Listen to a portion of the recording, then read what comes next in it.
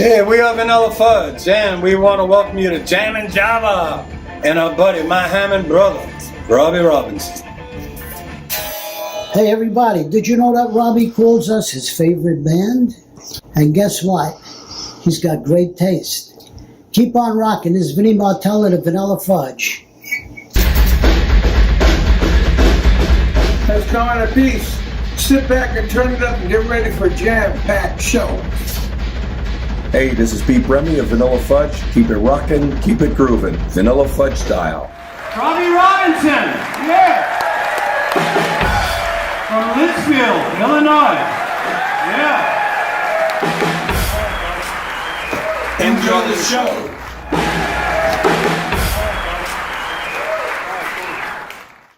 Hey everybody, welcome to Jammin' Java. We are coming to you live from RR Studios, Nashville, Tennessee. Here we go.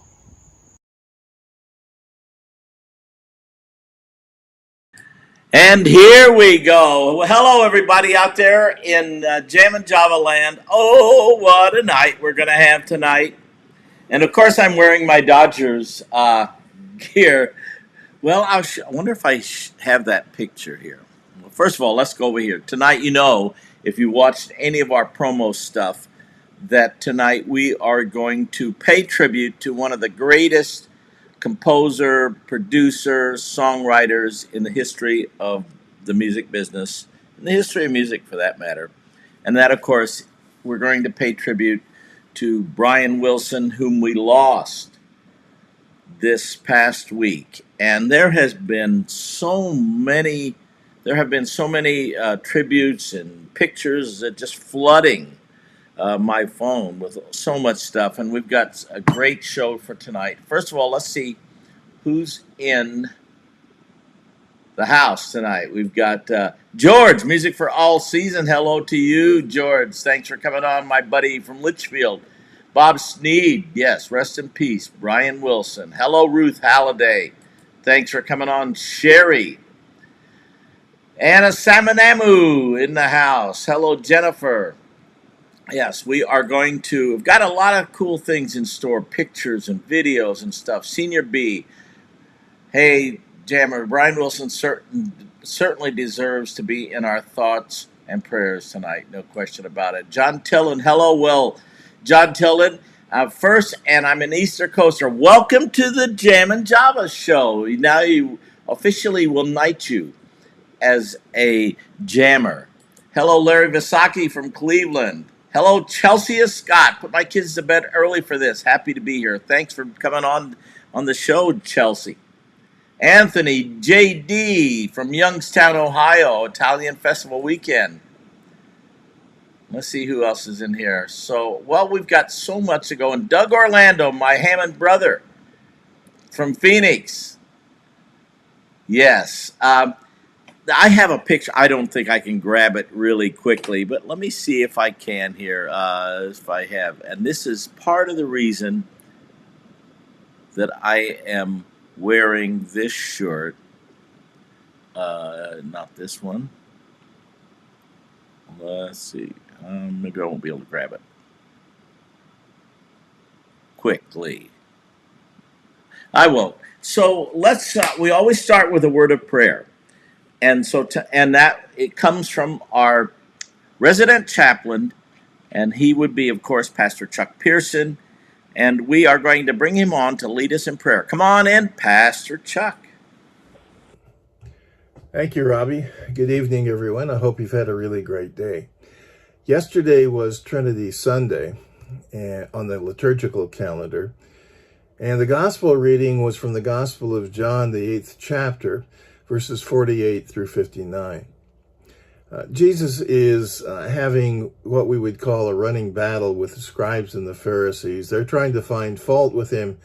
They accuse him of being a Samaritan, which means that he wouldn't have been racially pure, which was something very important for the Messiah to be. That didn't work, so then they accuse him of having a demon. And that doesn't seem to work either, so then they ask him who he is making himself out to be. And Jesus answers them, "If I glorify myself, my glory is nothing. It is my Father who glorifies me, of whom you say he is our God. But you have not known him. I know him. If I were to say that I do not know him, I would be a liar like you. But I do know him, and I keep his word. Your father Abraham rejoiced that he would see my day. He saw it and was glad. So the Jews said to him, you are not yet 50 years old, and have you seen Abraham? Jesus said to them, truly, truly, I say to you, before Abraham was, I am. So they picked up stones to throw at him, but Jesus hid himself and went out of the temple. So Jesus' answer to the accusation of the Jews goes all the way back to the book of Exodus. When God tells Moses that he's going to free his people from the slavery of the Egyptians, and that Moses himself would be their leader and would go to Pharaoh, Moses does what most of us would probably try to do. He tries to get out of it. He makes excuses for himself. But God doesn't let him off the hook, so when he finally does accept, he asks God, who should I say sent me? And so God answers in Exodus 3:14, say to Moses, I am who I am. And he said, say this to the people of Israel, I am has sent me to you. So when Jesus tells the scribes and Pharisees, before Abraham was, I am, he is making the claim to be God in the flesh. And the Jewish leaders understood exactly what he was saying, and that's why they picked up stones to kill him. In their eyes, he had just committed the sin of blasphemy, and there's only one way you deal with that. That's by stoning the person to death.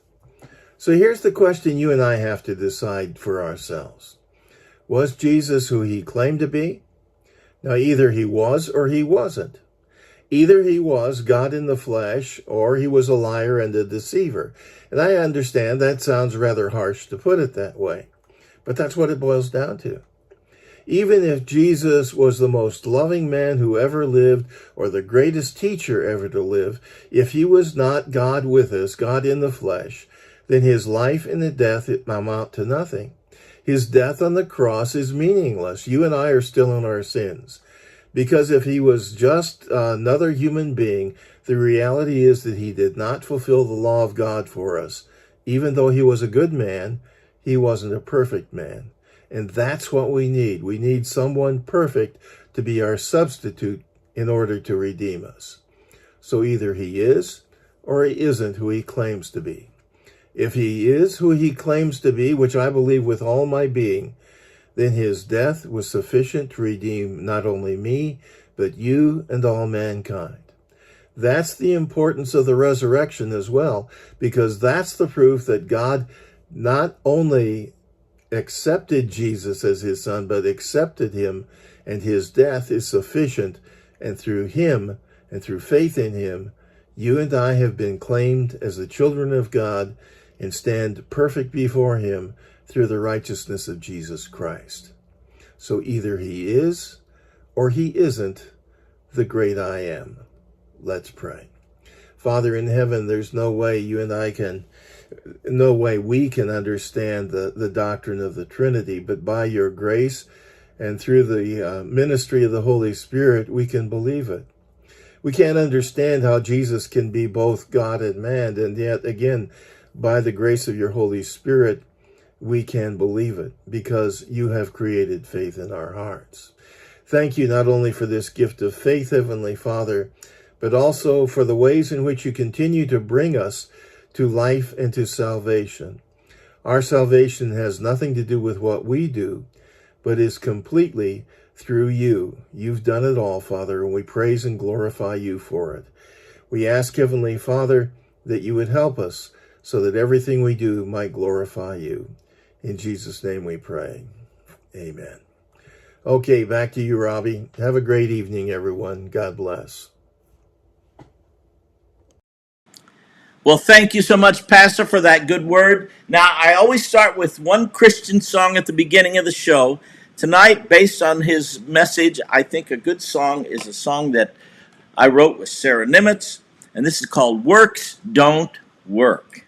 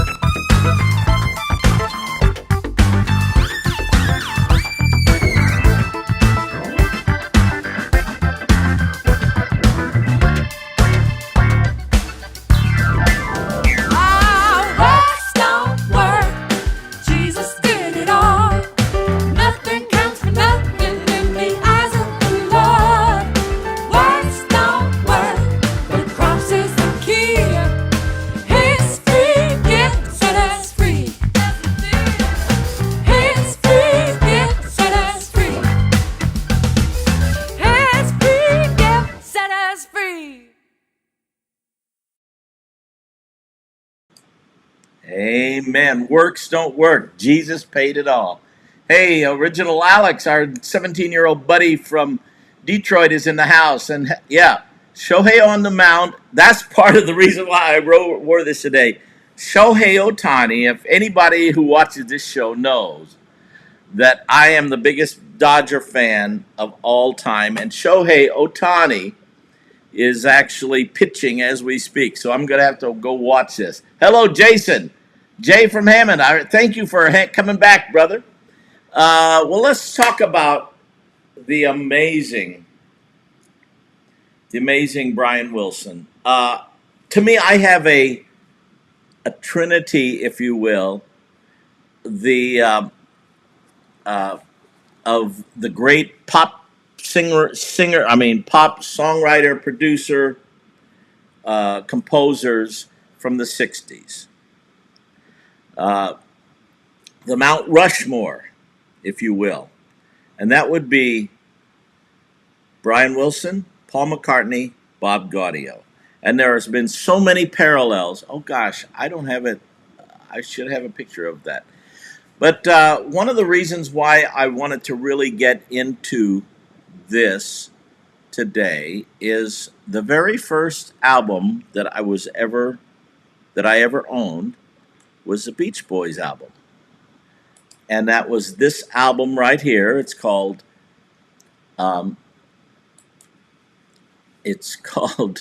Little Deuce Coupe. And my parents gave that to me on Christmas as a young teenager.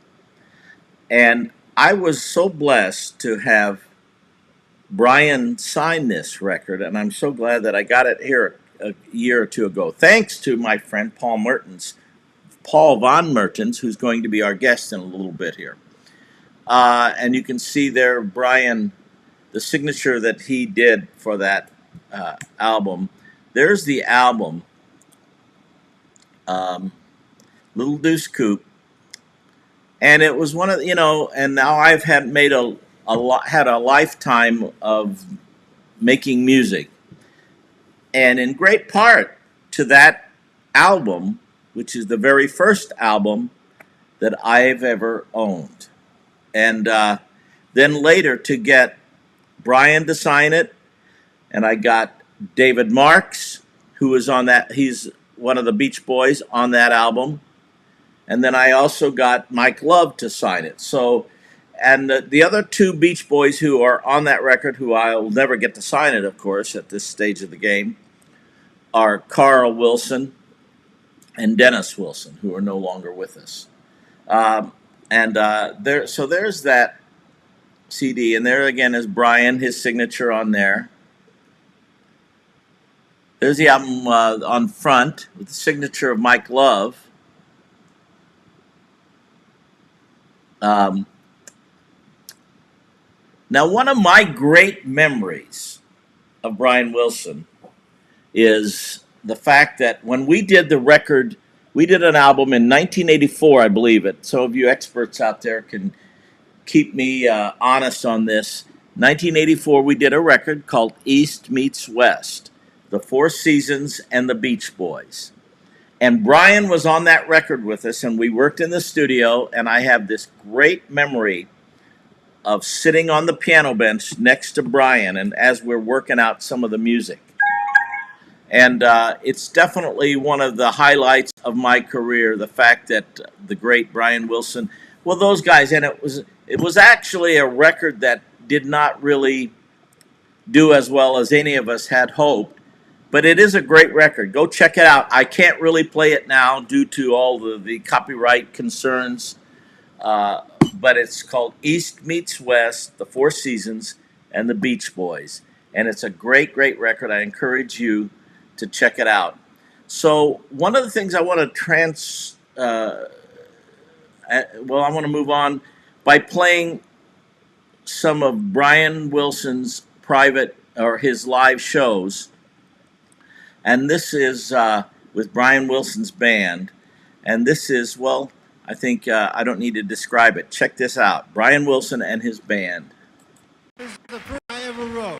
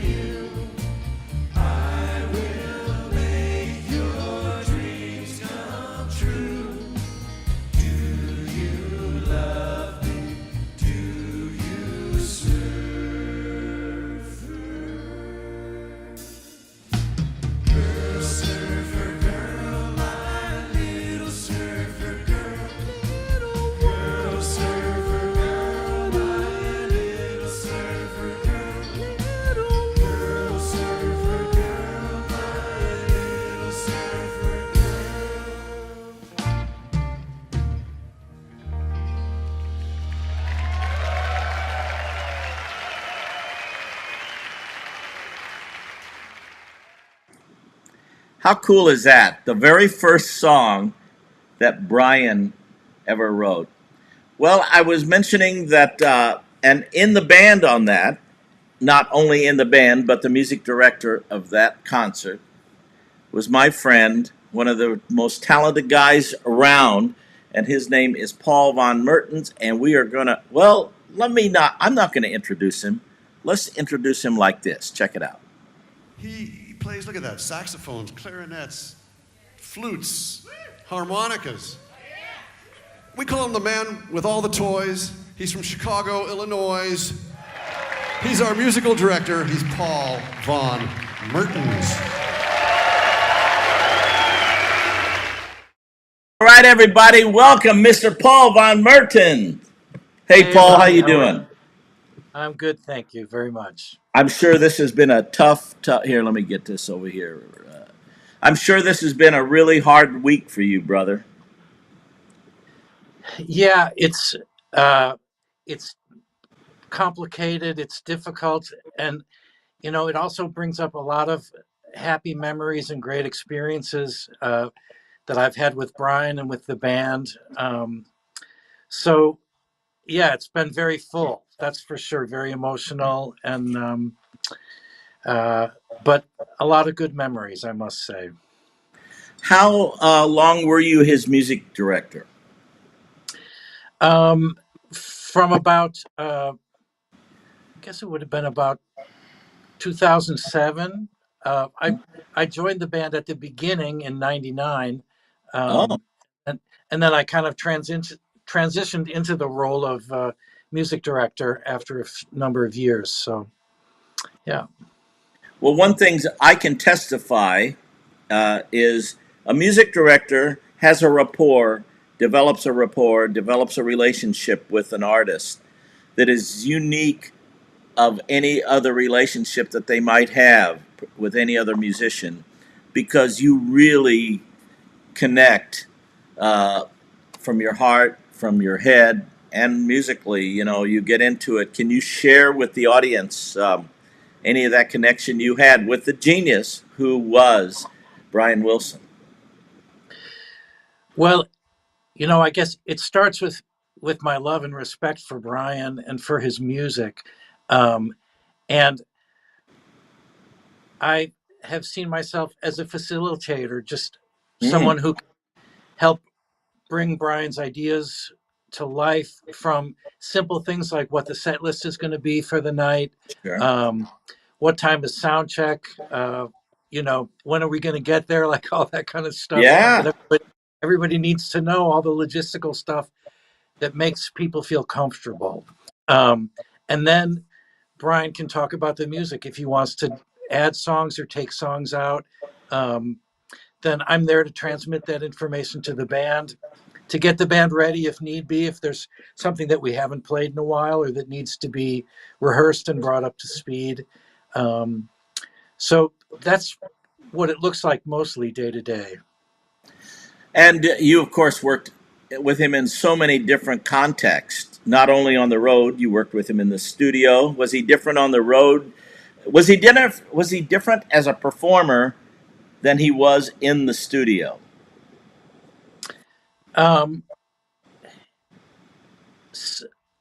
he was a little bit different in the studio because he didn't have to deliver um, a performance for people to see. He just had to deliver the music, and he had to think about the creative process of putting it together while we were in the studio. So that's a different job than getting up and doing the songs.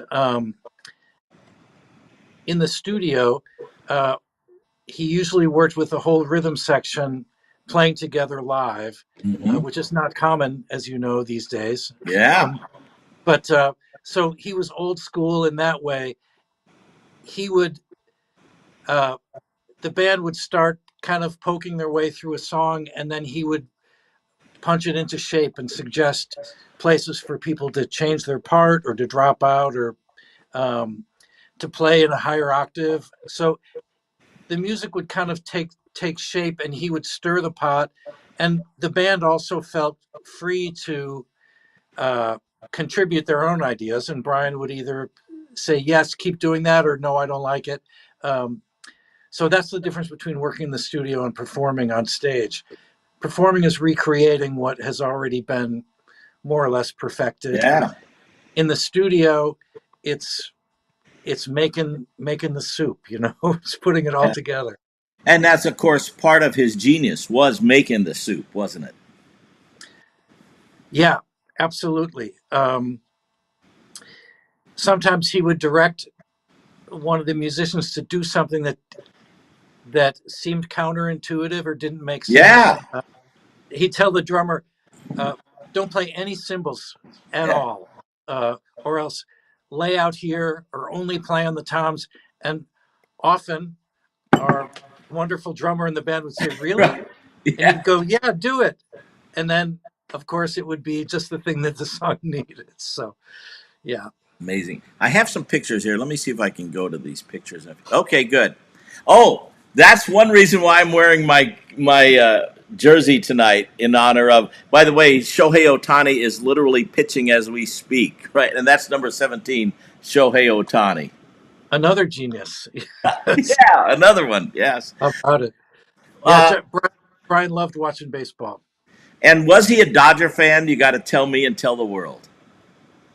Oh yeah, absolutely. Yeah, I knew I liked him. He played in high school, and there was a time when all he wanted to do was be a professional baseball player. Wow. And I think this might be a direct quote, but I think he said, "I couldn't hit a curveball for shit." And I heard him say a thing too with Chris, because Chris Montez, who's coming on the show later, and you've met Chris, of course, who went to high school with Brian, and right. Brian talked about the fact that he got knocked out playing football and then didn't play football after that at all in Hawthorne High. Yeah, he took a really hard hit and decided that was not for him. I think he also accidentally during football practice broke Al Jardine's leg, if I'm not mistaken. Wow.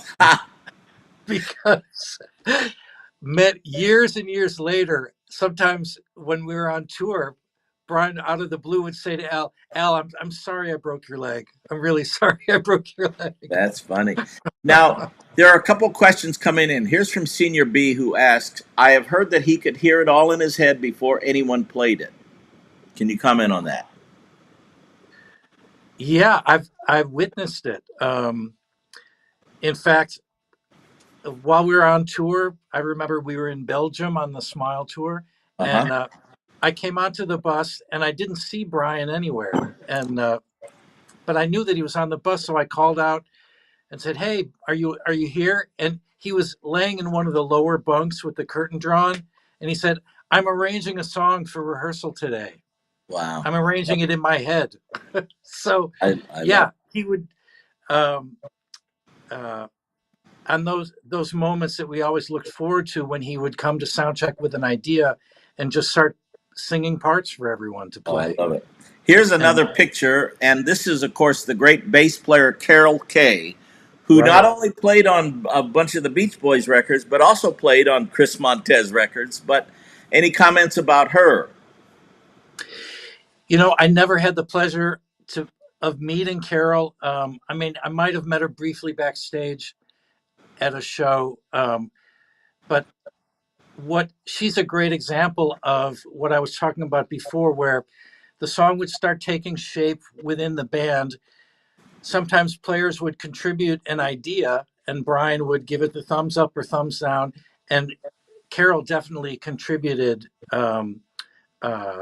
those kinds of ideas and those kinds of sounds to the bass parts that she played. Yeah. She could take dictation, or she could come up with something. So, yeah. Love it. Here's another picture. Let's see what you. This is one of the. I mean, this is very early, isn't it? Because that's David Marks in there. Yeah, yeah. Now, you were the music director, correct me if I'm mistaken, for the reunion tour. Yeah, Scott Totten and I kind of shared that role because he was he was very close. He was working with Mike, so he Right. understood, kind of what Mike needed on stage. And I was Brian's liaison, and we managed to bring those ideas together. So that's how that worked. And then here, is this from that particular tour? Yeah, it had to be. Right. Mm-hmm. Yeah, there's David in the back row. Mm-hmm. Somebody's also, was Brian, question for Paul, was Brian's final decisions the final decision? Yes. And sometimes he knew exactly what he wanted, and then there was no question about it. It's it's going to be this way because Brian wants it this way. If there was any doubt, or if there were like more than one suggestions kind of floating out there, Brian was the tiebreaker. Brian was the one who said, no, that we're going to do it like this. That's great. So yeah, the final word was always Brian's.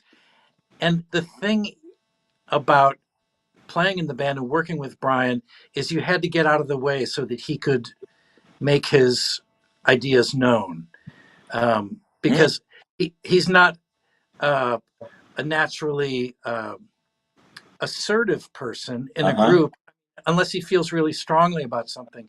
But part of the discipline in the band was to give Brian space to think, to make up his own mind, to come up with ideas. So yeah. And my perspective, of course, of playing in bands for a couple of years now, is that in any kind of a setting like that, where you have a lot of creative people on stage, so many people, you have to know to give it to the guy who's in charge and to respect, and also know when, it might be appropriate to bring in an idea. But of course, it's Brian's band and your gig as the MD, as the music director, to convey and keep it orderly like that and shut down, or else it becomes chaos and a free-for-all. Hence, that's why so many creative bands dissolve, Yeah, there has to be one person that ultimately has the vision. Yes. And I'll tell you just a very quick story about that. We were playing a festival in Barcelona, the Primavera Festival, huge outdoor festival, mostly like hipster kind of young acts and a young crowd. And we were playing Smile live for that event. And it's such a big scene that they have two complete stages set up opposite each other. The crowd is in the middle.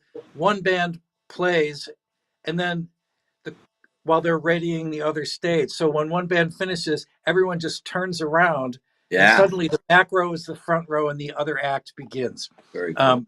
So it's that kind of event, and we're playing Smile, masterpiece, heavy piece of music. And Brian, before the show, said, I want to start the show with Monster Mash.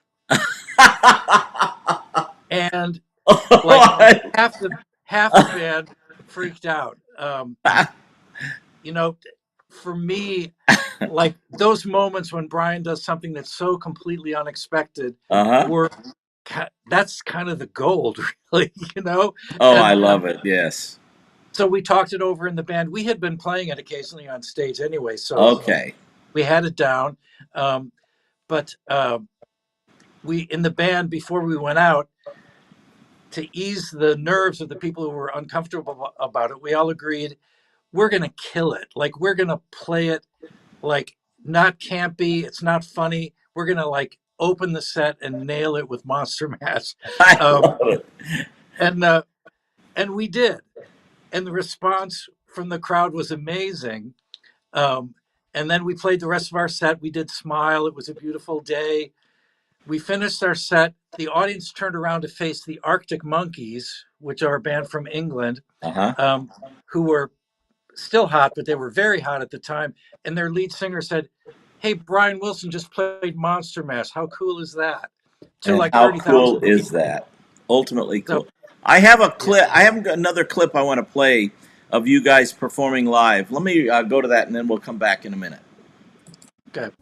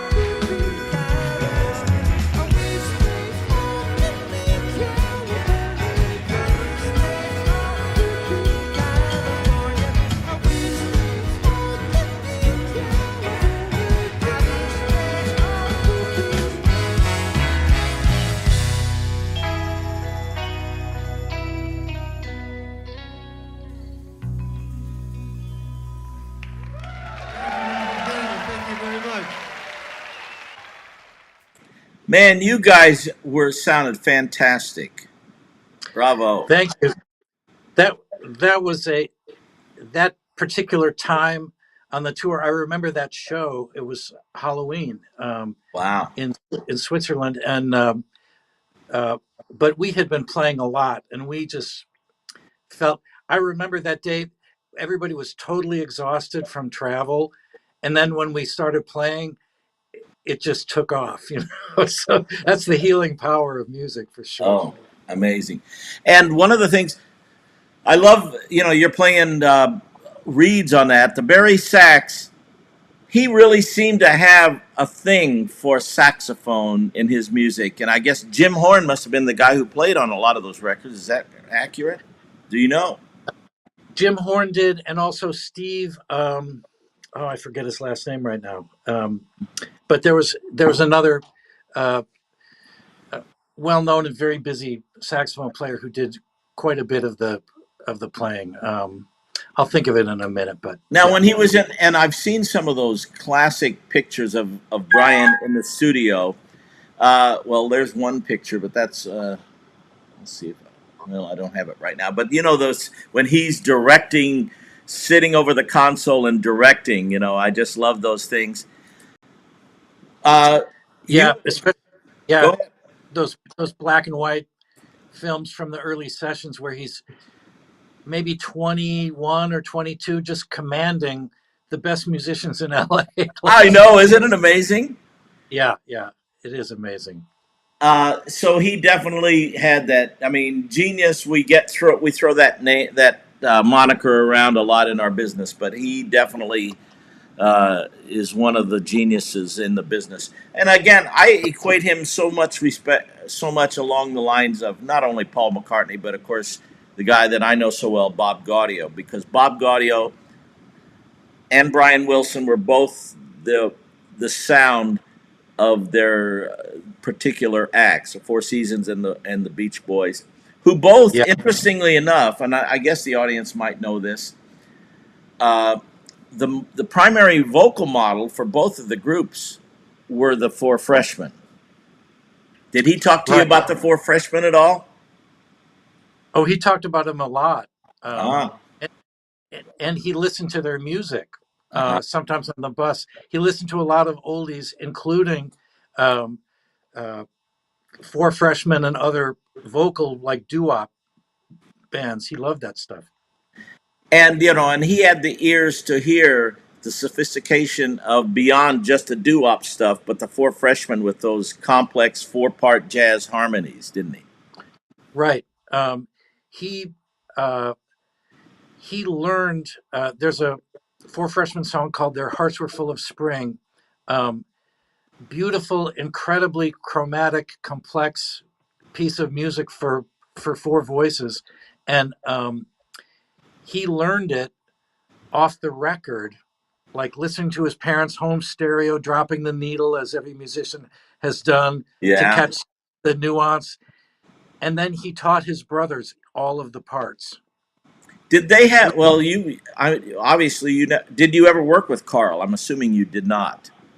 I didn't have the pleasure of meeting him. I regret that I started working with Brian when close to the end for Carl. So I really wish I had met him. I always heard nothing but wonderful things about him.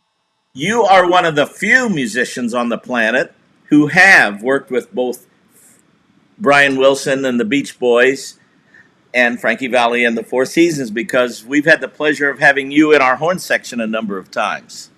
Indeed. What a blast. What a crack band you got. Oh my gosh. So you and now there's one other guy, Keith Eubacher, who is a mutual friend, of course, and he played bass for us, and now he's playing bass for Mike Love and the Beach Boys. Okay, yeah. But you guys are the only two guys I know, Yeah. What are some other... Now, take a look at that picture. And to me, the confidence, the intensity, and... but just, the confident vibe that he portrays from the piano there. I love that. What can you tell us about this genius, this gentle genius?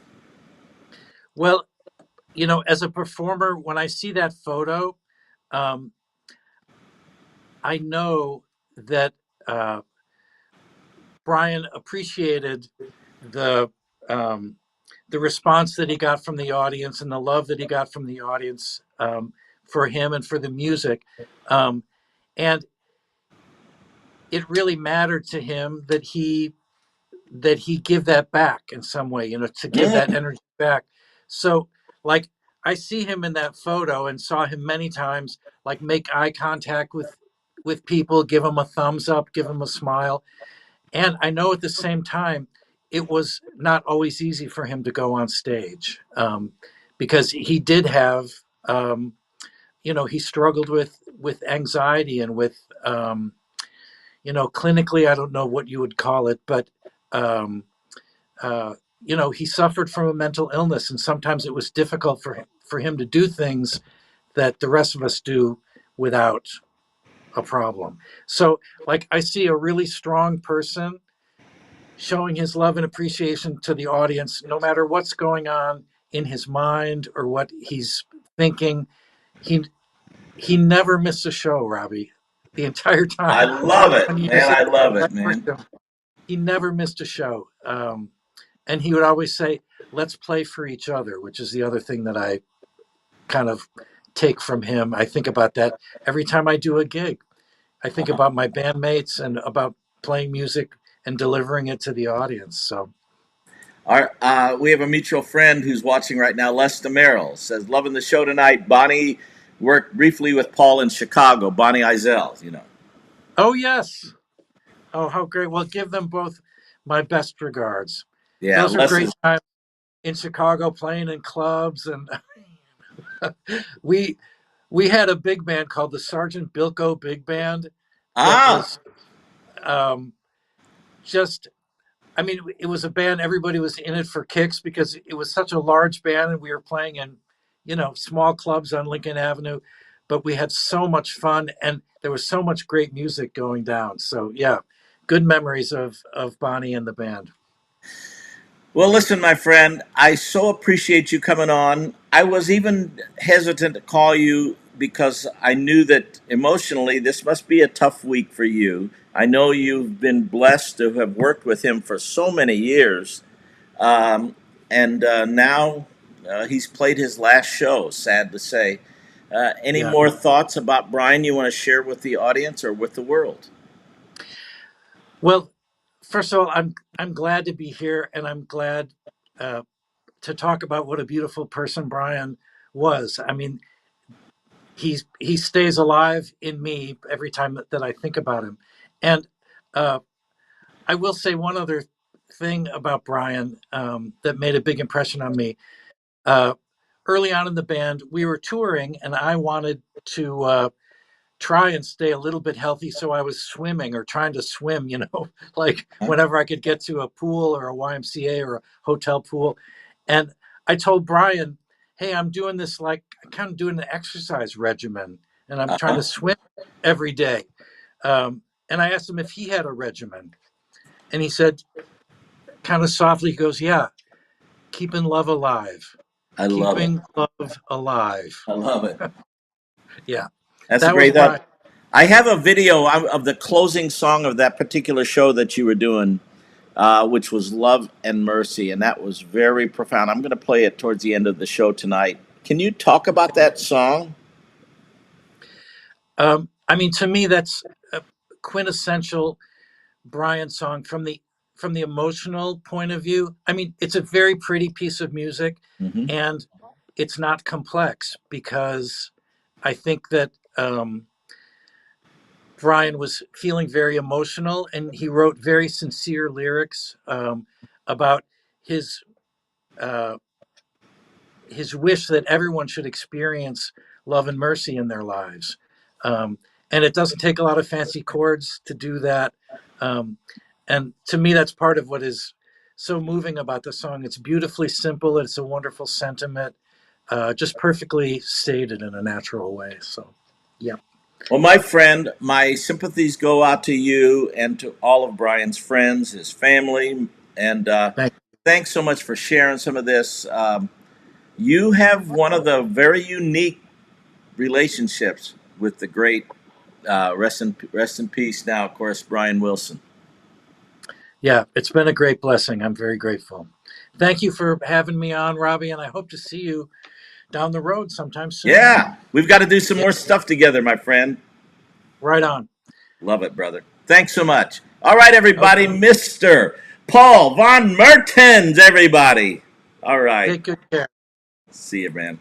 And the man who brings us all together with his heart, his soul, and his music, Brian Wilson.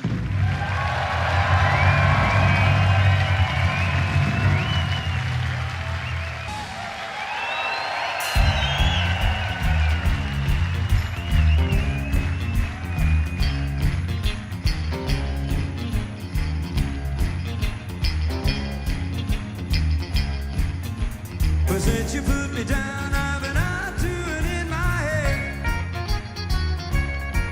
I come in late at night, and in the morning I just lay in bed.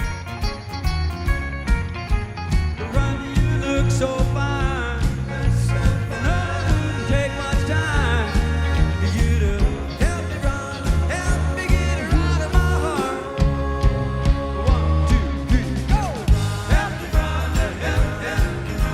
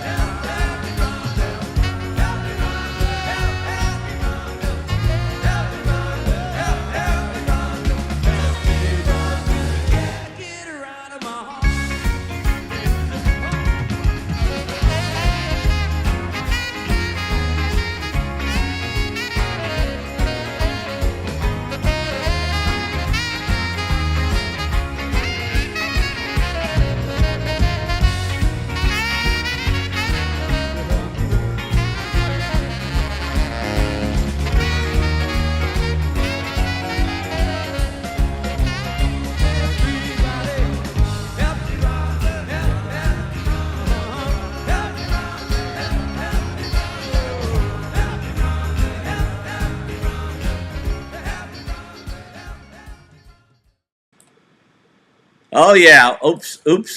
I almost gave it away. All right, my next guests are two guys that need no introduction if you've watched my show at all, but here's their introduction.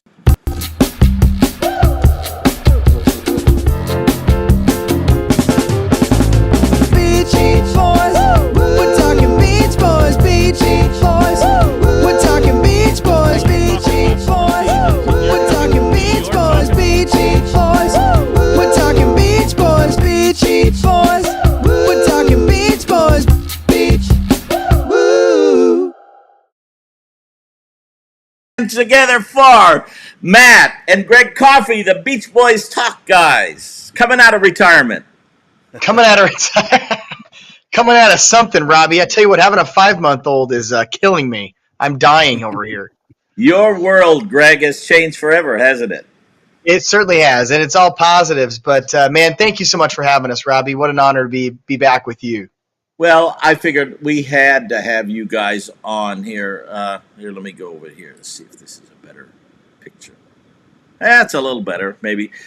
Yeah, I had to have you on. So I can only imagine the thoughts that you guys have being as close to the Beach Boys and Brian as you have been.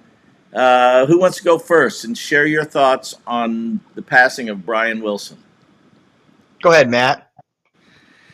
Well, first, Robbie, thank you for doing the show for Brian Wilson. It's awesome, and thank you for inviting us. It means a lot. I was actually in an airport in Nashville seeing my son off to go to boot camp. He joined the Army National Guard. Wow, and, you're not old enough for that. Yeah.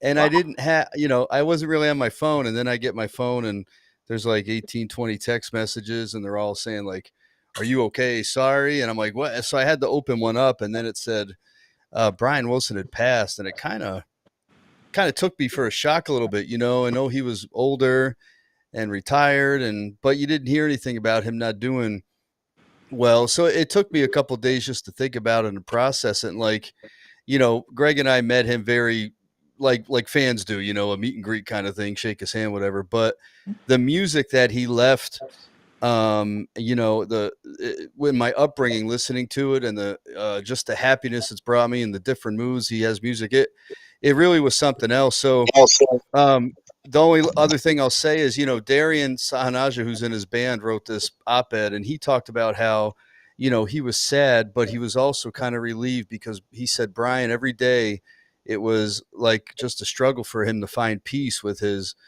mental stuff going on. So I think there's some of that too. I think he gave the world so much, and I hope he's resting easy now, but it's always tough to lose a hero, Well, how about you, Greg? What do you want to share about the great genius, the gentle genius? Yeah, Matt and I grew up with this music, and it's such a loss, but it's also a reminder to get back into it, and start listening to that music again if you've been away, because it's so timeless and it's really uplifting, spiritual in a lot of ways, and he was such a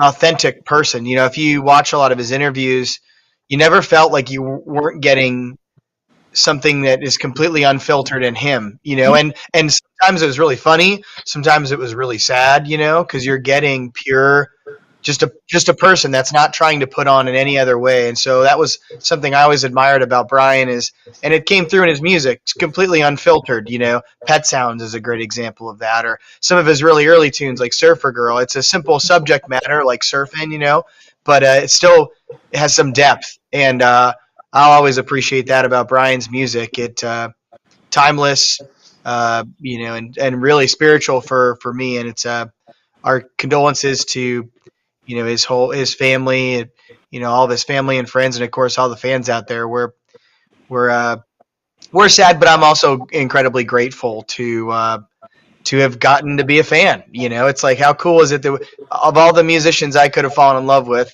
one of them being, of course, Frankie Valli, and then the other one being Brian Wilson. We're lucky, we're lucky. We found the good stuff, Well, there's definitely a parallel between Frankie Valli and the Four Seasons and Brian Wilson and the Beach Boys, of course.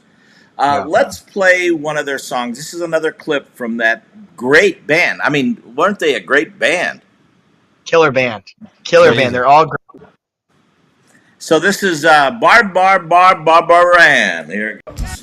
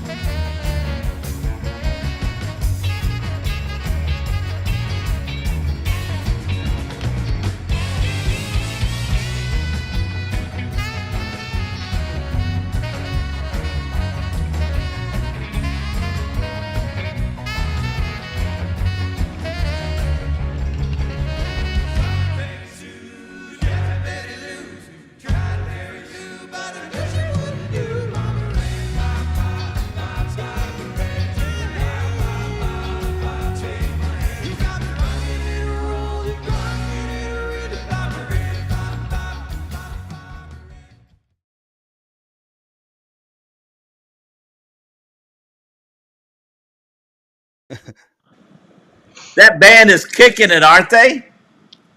Man, what a great band! And we were lucky to interview, I think, most of the guys on there. They're just phenomenal musicians. And as Matt said earlier, they're going to be touring, I think, with Al. It sounds like. Al, So, yeah. That is so cool. By the way, I've got some pictures now here. Oh, and as you guys well know, and I was talking about it a little bit at the beginning, this, you know who orchestrated me getting that autograph with Brian was Paul von Mertens, because as you guys know, that was the first album I ever owned. Yeah, I love that. I cherish that, Robbie, because that's an authentic smile from Brian there. You know, that's so sweet. You're lucky to have it. No question about it. I had some pictures here. I wanted to, but I can't seem to locate them. I wanted you guys to comment on, but we'll have to go through that. So, first of all, by the way, we have to say big time congratulations to you, Greg, for becoming a father for the first time. Tell us what's going on with all that. Oh, it's great. It's everything, you know. For those of you that have kids, I'm not saying anything new here, but it's amazing. It's terrible. It's just an adventure of a lifetime, you know. So not as much sleep as I'd like, but very blessed, and she's healthy, and we're having a lot of fun with it. So thank you for the kind words. I appreciate it. So yeah, it's great. Now, do you guys see any future? What's the word with Beach Boys talk? I know that your fans are missing that. What's going on with that for future perspectives? Yeah, well, I'll just say, you know, I knew when the baby was coming that things were going to change a lot, and honestly, sitting here today, I'm really thankful that Matt was cool with us kind of taking a pause on it, because it's been a lot, but yeah, we love the Beach Boys. We love the Four Seasons, and the show was really fun. And like I mentioned it, Robbie, I miss you, and I miss seeing Matt every week, and it's a lot of fun. I miss all of the friends that we met on there, and so yeah, never say never. Maybe down the road we'll kick it back up again, because you got to keep the music going. It's so great. I am looking forward to seeing your brother. By the way, Matt, we're going to be playing in Omaha, your hometown, right? Yeah, I'm so excited. I've never seen you live, the band Frankie Valli. It's going to be another dream come true for me, you know, another hero of mine I get to see. It's going to be amazing. I can't wait. So, dude, Matt, I got to tell you, man, you want to talk about a band. Oh man, wait. I'm getting goosebumps just thinking about you guys starting up Can't Take My Eyes Off You with the horns. Oh, dude, Matt, you're going to lose it. It's great. Yeah, if you haven't well, sorry, I just wanted to share with the audience. Our older brother is a huge Frankie Valli fan. We're all Frankie Valli fans, but he's like Four Seasons one, and then Beach Boys, where we're the opposite. So he's so excited too. So it's going to be amazing. Yeah, I can't wait. It's a great time. You're going to have a great time. And there's another little surprise. I don't know if you're aware of this, but we're also playing with Felix Cavaliere and the Rascals. No way. The Rascals. Oh, yeah. I was just listening to the Rascals, man. That's awesome. That's going to be awesome. Yeah. I love that. And for me, Felix is one of my heroes, big time heroes. And so for me to be on the same stage with him is an honor, and it's really going to be great. Wow. Good for you, Robbie. Man. That's awesome. Before we go, I do want to share one of my favorite, and now that we're not doing the show anymore, I feel like I can share it, but one of my favorite Dennis Wilson quotes. Dennis Wilson, of course, brother of Brian and the Beach Boys bad boy drummer, right? Right. Had a great quote in the late 60s after kind of the craziness was over and Brian kind of went into his more recluse stage. But Dennis Wilson said, Brian Wilson is the Beach Boys, and we are just his messengers, or something to that extent. Is that right, Matt? And it's such exactly what he said. Yeah. Cool quote, because they all recognized it. We're just the messengers of whatever Brian is transmitting, and I've always loved that quote from a brother realizing what his brother has, and what his brother is able to create. It's just a cool thing. So it is amazing, and you're right. But he was the genius behind the Beach Boys. And it's interesting. My next guest Chris Montez, who is a rock legend in his own, of course. How crazy is it that those guys went to high school together? He was in Brian's high school class. It is crazy. Are you going to show that clip of those two talking? That's timeless. Yeah, it's one of the sweetest things I've ever seen. Yeah, it's one of the sweetest things ever. Get ready for that, folks, because that's a great clip. It is, and he said he used to go over. Well, I'll wait for the clip. And one of the honors that I had when we went back to my hometown of Litchfield, Illinois. Anybody who watches this show knows it's Litchfield, Illinois. And we had a band with Chris Montez in it and Paul von Mertens. And it was so cool to have both those guys in my hometown of Litchfield, Illinois, performing together. You got Robbie. You got I'm sure you've said it already, but you got a favorite Brian Wilson song, something that just lives with you. I think my favorite song is I love God Only Knows, no question about it. But I love Good Vibrations too. Those two, and especially as a synthesizer guy, and that closing thing with the theremin and all that stuff is really, really cool. Any closing thoughts on that you want to share with the world and share with Jam and Java about the great Brian Wilson? Matt, you go first.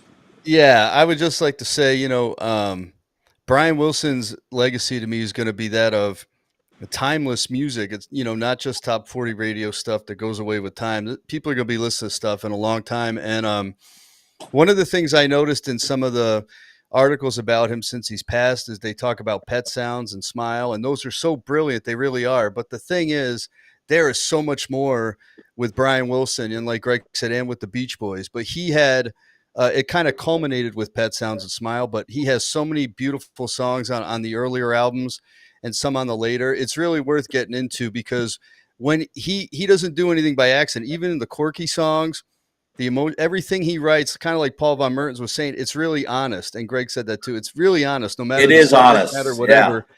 You can feel kind of his personality, his soul in a way in his music. And so I'm going to always be able to have that, till I pass. So I'm very grateful for that. And again, prayers to his family and everything and everybody going through struggle right now.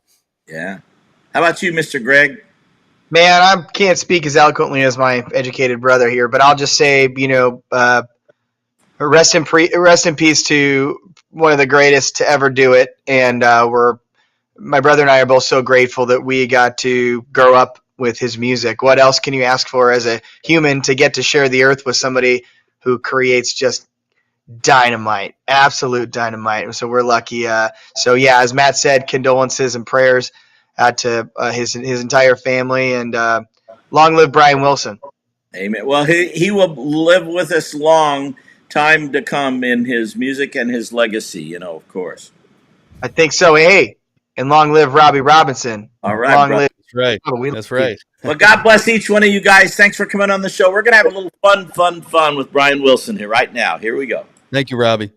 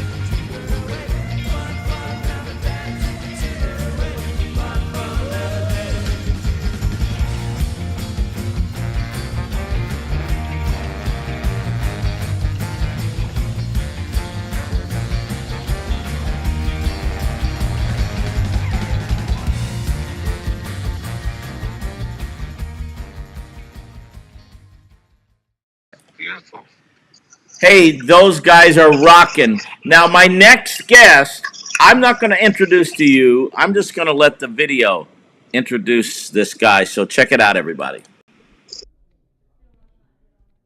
Hey, Chris. Oh, my man. The sweetest guy in the world. Oh, no, come on. The sweetest guy. You are the sweetest singer in the world. No, He asked me, Bert asked me what was his anthem. More I See You, and Let's Dance, and Call Me. And I said, his anthem is Let's Dance. Oh, yeah. That's what I thought. I don't know. Yeah. Is that true? It's so good to see you again. Right, Yeah, that's I right. remember jamming with you at my house. Carl on Are guitar, you kidding you on me? guitar. We always jam together. We jammed our heads off. In fact, I can remember the house. You'd walk in like this, and the piano would be over there, the organ you played, and the drums would be here. And then, but I remember we'd be jamming, and you'd say, okay, let's try this one. I say, okay, let's do this rock tune. And that's how we did it. Do you remember any things of the school? I remember you said something about when the fish had his kid. He goes, he goes, and he had the kid, and the classroom goes, people were laughing their heads off. Yeah, we had a good time. Great time. And I remember, Brian, I had a conversation out in front of the house there, and he said, we're signing a contract. And I said, really? And I said, so am I. And he said, yeah, we're going to call ourselves the Beach Boys. And I thought, wow, I wasn't expecting that name, the Beach Boys. And so I said, well, they're going to call me Chris Montez. And that's the last one of the conversations we had before our careers kicked in, you know. And that's all. I've always had Brian in my heart because I grew up in school with him and in his family at the house, you know. Okay. I want to tell you something, Chris. Take care of yourself, man. I love you. I love you. Never mind about your music. I love you. Your music is timeless. Okay. All right, everybody. I have on the phone with me right now Mr. Chris Montez. Hello, everybody.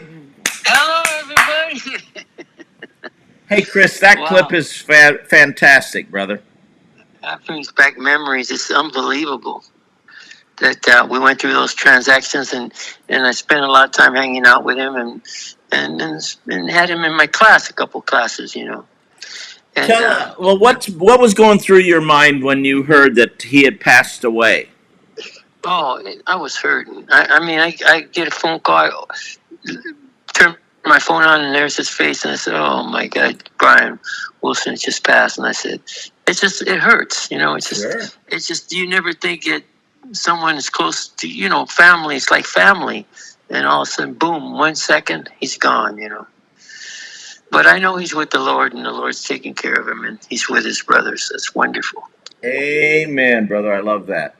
Yes. One other so take the audience back to you guys were high school kids. I love that clip about, I mean, you were not only high school classmates, you were literally in the same class. You used to go and jam with those guys. And I love that whole thing when you were talking about you guys both signed and became rock and roll legends. How crazy is that? But what was Brian like in high school? He was a real simple, easygoing, kickback person. He's kind of shy, but real easygoing, you know what I mean? He always had that smile on his face, you know. And I remember I had him in one class, and there was this teacher named Mr. Gittinger, and he was like 6 foot tall, and he's bald, and he said he'd be teaching us. I think we were in science, and he'd say, "Okay, settle down, guys, settle down," you know. And then he pull out his handkerchief because it was getting toward the summer, and he blow his nose, and then he wipe his forehead and go, "Wow!" And everybody go, they see this transaction going. And one day we're sitting in class, and Mr. Gittinger just, I gotta go. I gotta leave the class. I got a call. I'll be gone for a minute. Brian, take over the class. Brian stands up and he emulates him. Okay, settle down, guys. Settle down.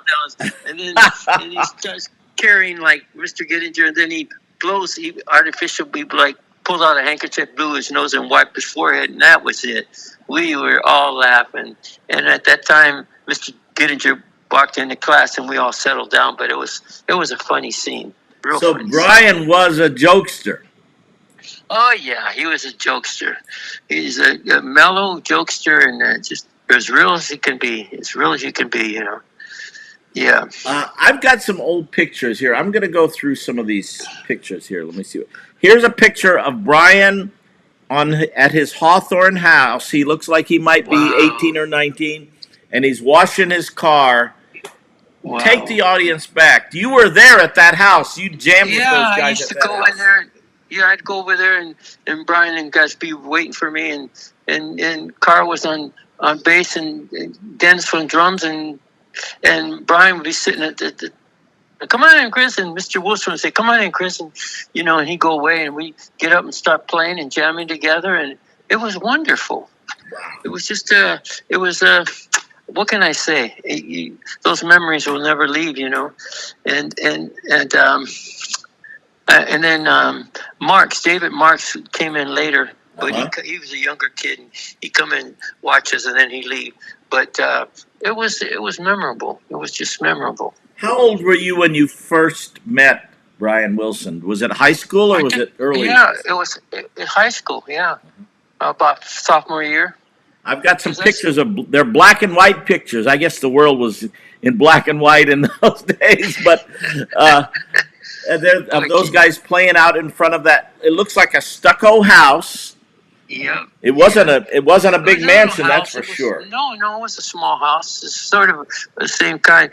I remember Brian Wilson came to our house one time, and people keep telling me this that he came in, and my mom was making tortillas, and he tasted some of the Mexican food, and he liked it, Oh. But I'm not. So Brian came over to your house too, then? Yeah, came by. Yeah, check out. Yeah. Mm-hmm. But it was one of those things, and I remember we went out for football, and I always wanted to wear a Leatherman's jacket, because I figured that all these guys are lucky to have this football jacket. Yeah. And it was a B, so, me not having that great a condition, I just went to see if I could make it, It was the lowest form football, the B's, I think.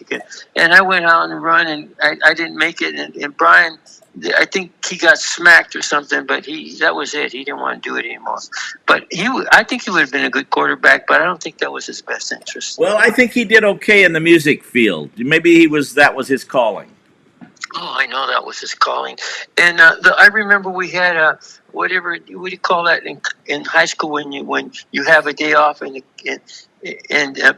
jeepers, I can't use the word. But they're like a seminar or whatever you call it, kind of a thing. A big school meeting or sort of. Yeah. And we had that day off, and we had people come and entertain, and that's the first time I ever heard the four freshmen. Wow. Harmony. Yeah, they came to Hawthorne High and do assembly. That's what it was. Assembly, yes. The four freshmen came to your school. Yeah, the four lads. Yeah. Wow. And Brian said to me, "That's the style of music I want to do."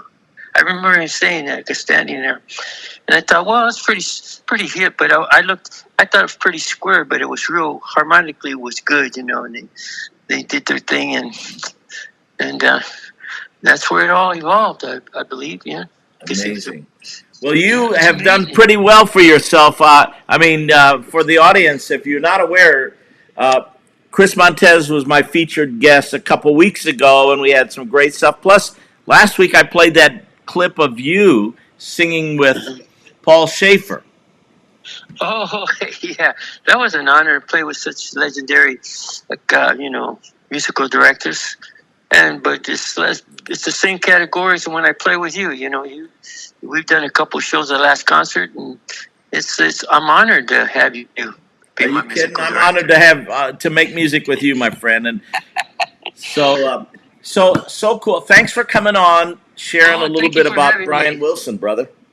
Yeah, I'll never forget it. In fact, I had a Halloween party a couple times. And his first wife came over, Marilyn Wilson, and she got up and sang, with her girlfriends, and it was very fun. It was fun, and I didn't really meet her.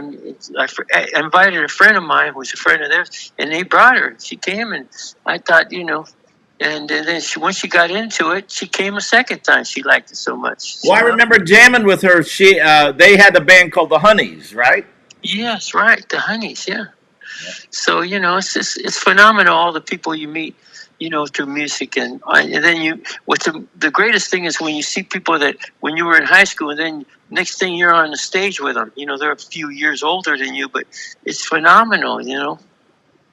Well, I'm gonna play another song from the Brian Wilson Band, and this is an amazing song called "Love." I think the title is "Love and Mercy," but it's how they close their show, and it really shows the heart that um, that Brian Wilson had. By the way, Pete Lauschus from my friend is saying hi, Chris. He shared his piano with you when you were in Litchfield.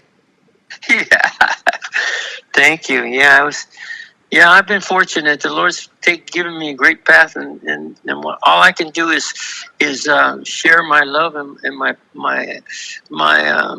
grateful that I have our fans like I have. You know. Oh, brother, you've had an amazing career, and I know you're just getting started.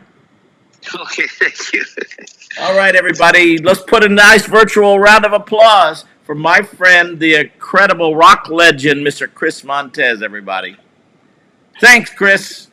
Okay, take care. See you, brother. And here is another Brian Wilson song. This is the close of their show. Check it out, everybody.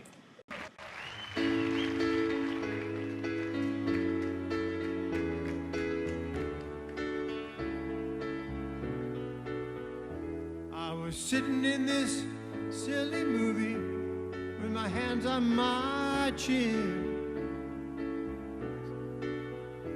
Oh, the violence that occurred makes me feel like I'll never win. Love and mercy, that's what you need tonight. So love and mercy to you and your friends tonight. I was sitting in my room and the news came on TV. A lot of people out there hurting, and it really scares me.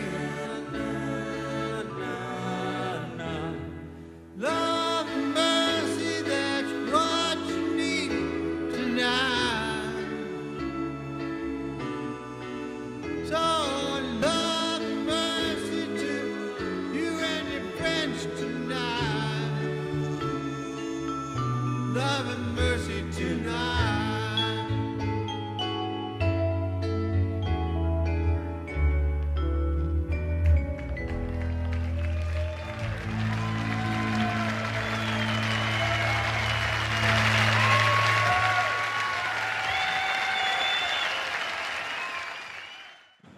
We will all miss the incredible talents of Brian Wilson, but we will have his songs forever because they will stay with us, just like Mozart, Johann Sebastian Bach, Beethoven, Tchaikovsky, Paul McCartney, Bob Gaudio, and of course the great Brian Wilson.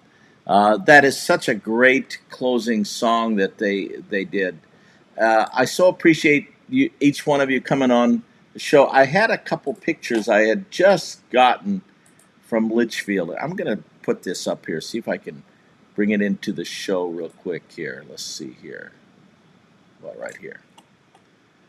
So this is Paul von Merren.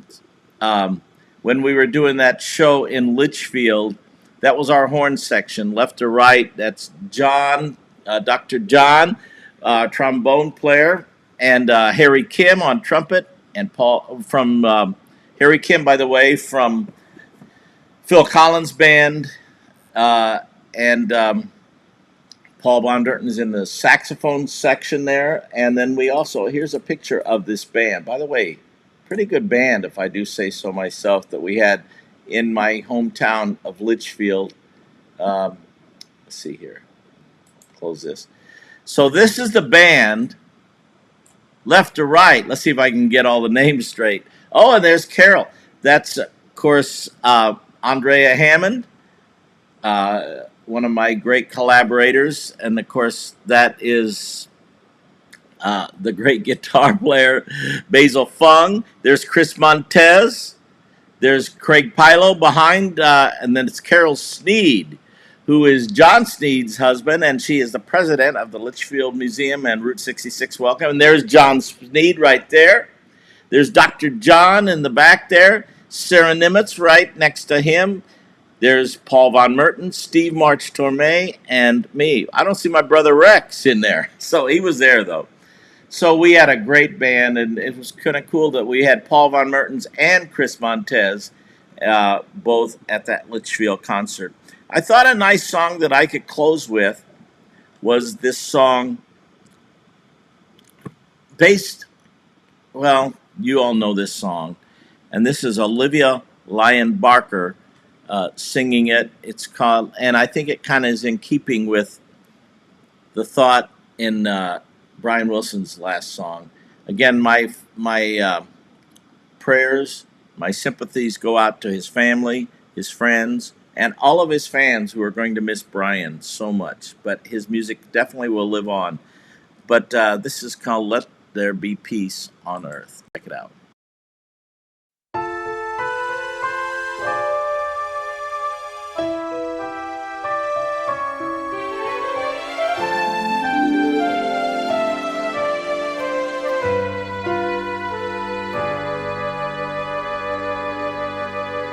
Let there be peace on earth, and let it begin with me.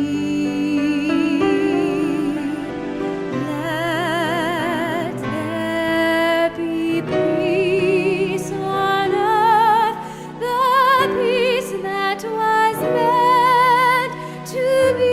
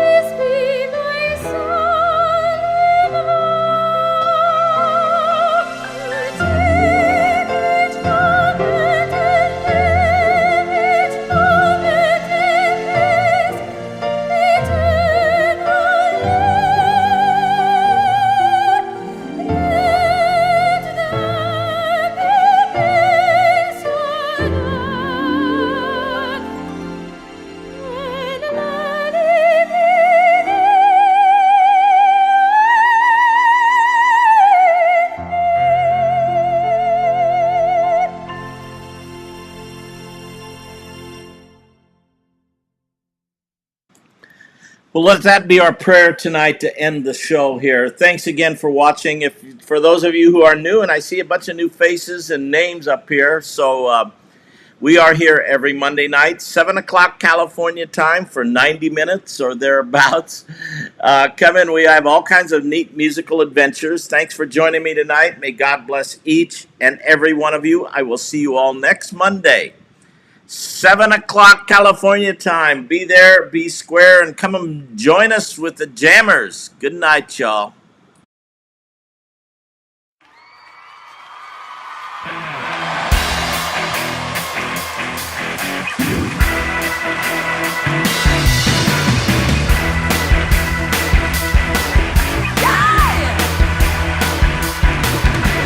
Get your motor running, heading on the highway, looking for adventure, or whatever comes our way. Yeah, darling, gonna make it happen. Take the world in a love embrace. Fire all of your guns at once and explode into space. I like smoking lightning, heavy metal thunder, racing with the wind, and this feeling that I'm under. Yeah, darling, gonna make it happen. Take the world in a love embrace. Fire all of your guns at once and explode into space. Like a true nature's child.